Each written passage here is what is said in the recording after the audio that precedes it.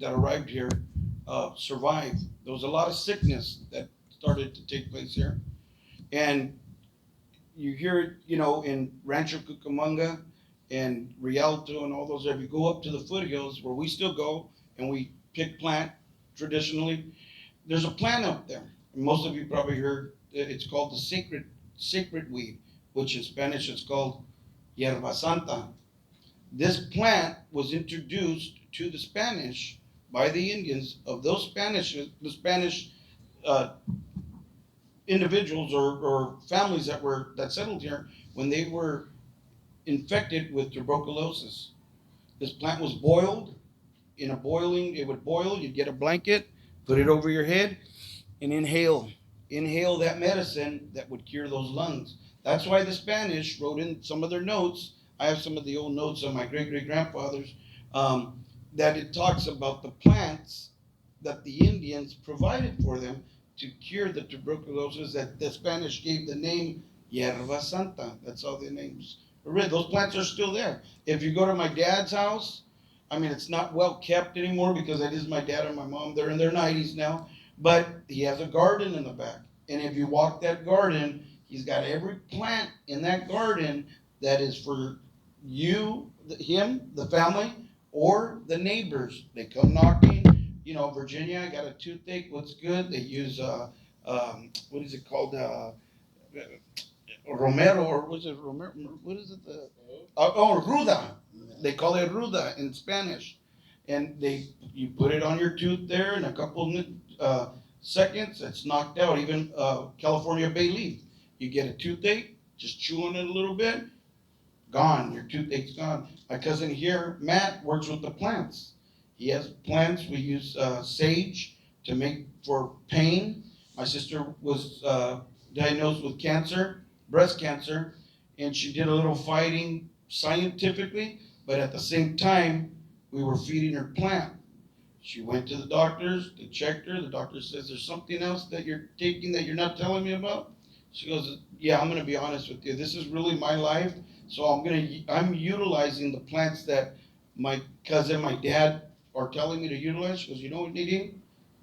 I'm a doctor, but I would tell you to keep using it because that ball that you had in there is now getting shrinking." They did remove it, but today she's cancer free. So, and we continue. I mean, if you go to my front yard, we have plants out there that are part of the landscape in beautiful balls, but they're medicinal plants that the neighbors come across the street. I have the lake. Is it all right if I pick some plant? I introduced them to the plant. I said the plants they're outside. They're there for all of you. Come and get it when you need it. So that's the way we are. We haven't changed. We share, and because this Mother Earth that we all live on was not only for us. It was for all of us, and we need to live together and share with each other. That's the main goal. Yeah. Question. Well, I have a couple things to say, but one of the things that I've been thinking of so much recently, in the last year, I've been diving into my own personal genealogy, which includes some of yours. Right. Um, but what I've been realizing is that the culture of the first inhabitants is our future. This is what we are moving towards, right? Relearning to Right. heal ourselves with plant medicine, relearning the ways to treat our Mother Earth. It's like I see that as the future. Right. So, and I think that we're starting to wake up and to realize that as a whole community, right? Yeah. So that's why we are all here today. That's right. Did you all hear what she was saying? Okay.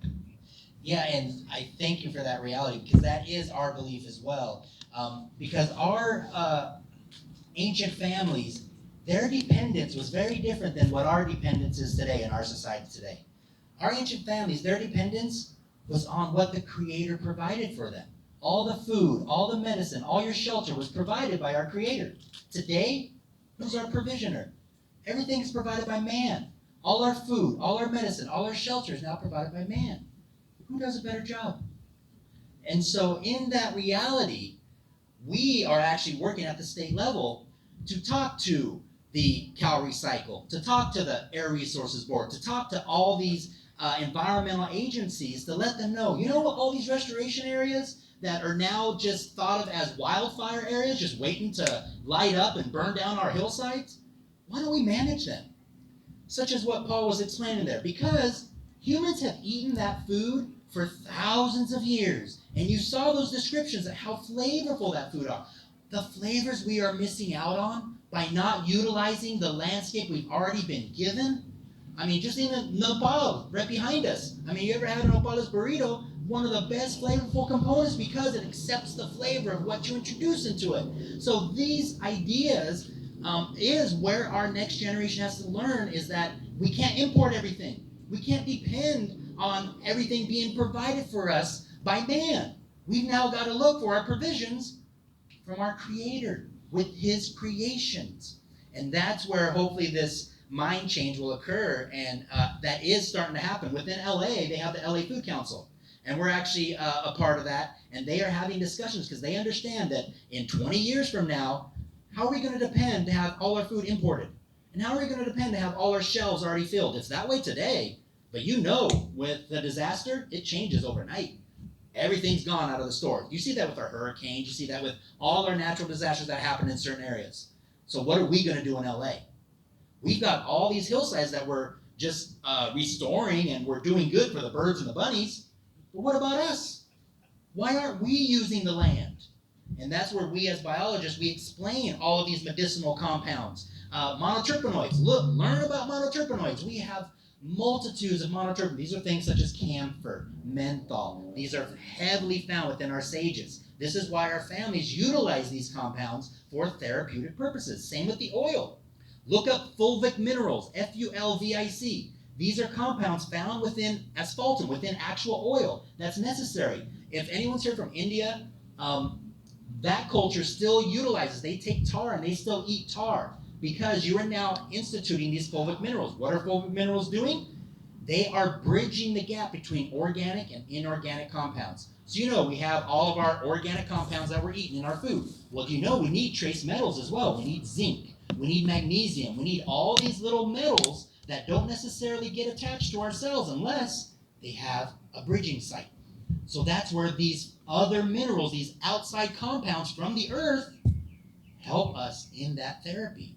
And that's what it's all, we're all part of this. We were born from this earth. So therefore, these compounds that this earth is already utilizing, that's why we talk about the evolution of our plants, because through evolution, our plants have helped to, they've created defenses against molds, fungus, bacteria. So all we're doing as humans right now is using those thousands of years of work that these plants have done and put it into our system for our use, because our systems are readily accepting it.